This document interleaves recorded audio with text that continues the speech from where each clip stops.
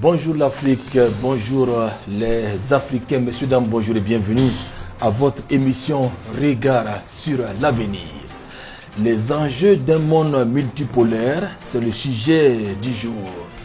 La multipolarité sonne le tocsin de la civilisation et de la civilité et met fin à la barbarie, la domination, l'exploitation, le mépris, le mensonge.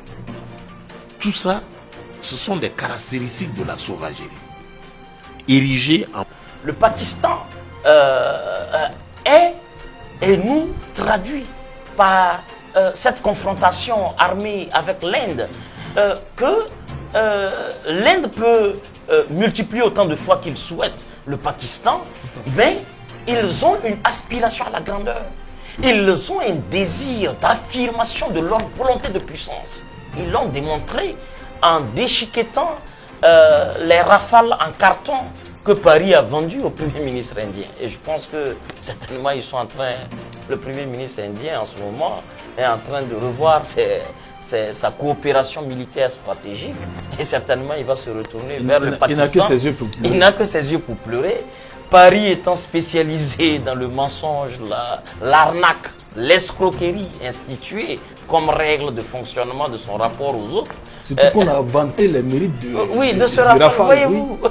On a dit que c'est l'avion le plus sophistiqué, imprenable, pouvant brouiller les radars et tout. Ça a donc paniqué effectivement tout le monde, incluant ceux aujourd'hui qui prônent effectivement cela.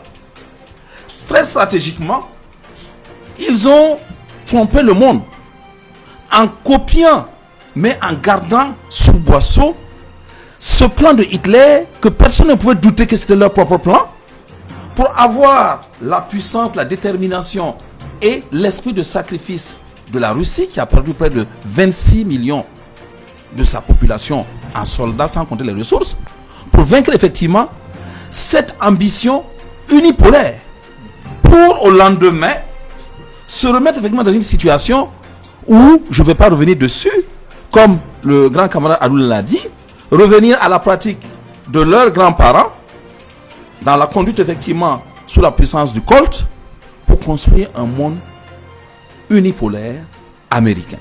Analyse et commentaires dans cette émission avec des personnes ressources, notamment Gervais Nadambiga, consultant en développement local, Imhotep Bayala, coordinateur national du cadre 2 heures pour nous, 2 heures pour Kamita.